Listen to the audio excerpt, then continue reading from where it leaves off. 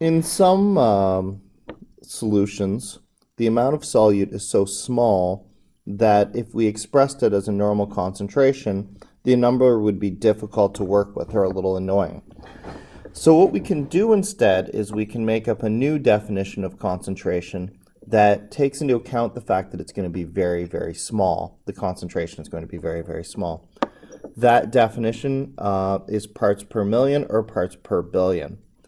So the idea here is if we want to use the expression parts per million, we can take a normal mass to mass concentration. This is the solute, and this is the total.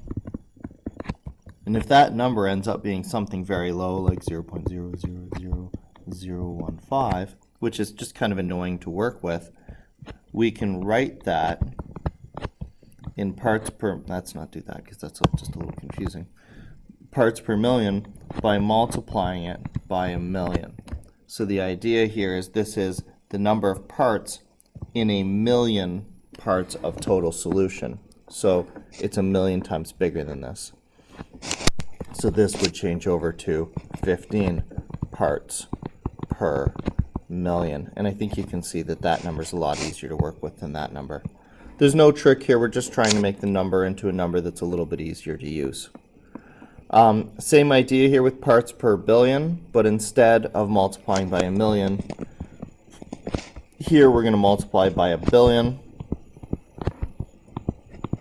And this is again for concentrations that are really small, and so they make up this really tiny number, and this just makes them a little bit more easy to work with, and we would abbreviate that to parts per billion.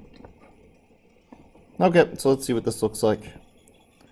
So let's say we have a deadly poison that can kill somebody if just 0.012 milligrams is added to a 500-gram drink. Determine the concentration that could be deadly in parts per million. So the concentration here is going to be a mass to mass concentration. We need to be a little bit careful here because we have two different units. So my mass of my solute is currently 0.0012 milligrams. So we want to convert that to grams. So for every 1 gram, there's 1,000 milligrams. So this turns into 0.123, grams. And now I have agreeing units, so I can do my mass of my solute divided by my mass total. 0.000012 grams of solute for my total mass of 500 grams. And so I'm going to get a concentration here that, as we discussed previously, is annoyingly small.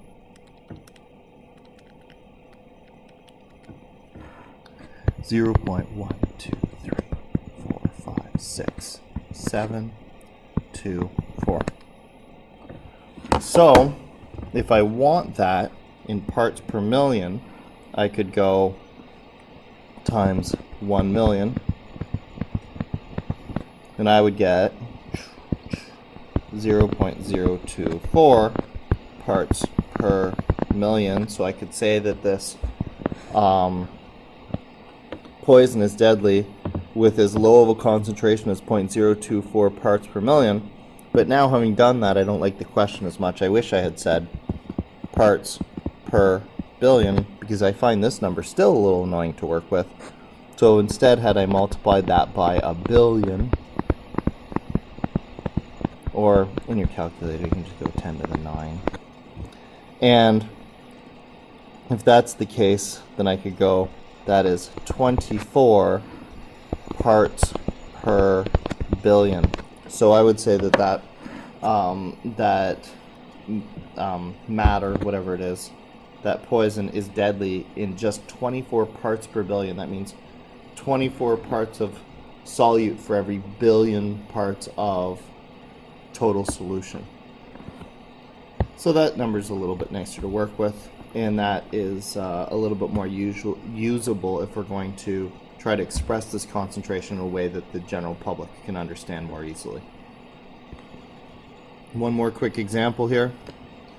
So this is a place we really do use this all the time, which is in swimming pools. The typical amount of chlorine that we want in a swimming pool is about 3 parts per million. So you must add chlorine to the pool that has 24,000 kilograms of water. You want to make it 3 parts per million. How much chlorine should you add? So we have 3 parts per million. That's our concentration. And here we're going to say that our concentration was equal to the mass of our solute divided by our total mass. And because it's in parts per million, we're going to recognize that we took that number and multiplied it by 1,000,000. So 3 equals mass of solute, that's what we're looking for, divided by the total mass, 24,000 kilograms, times 1,000,000. So if I take the 24 up to the other side and then I bring the 1,000,000 down, so this is 72,000 kilograms equals mass solute times 1,000,000.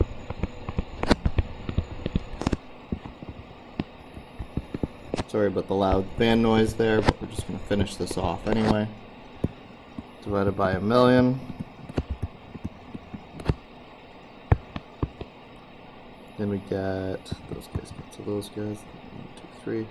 My mass would be 0.072 kilograms.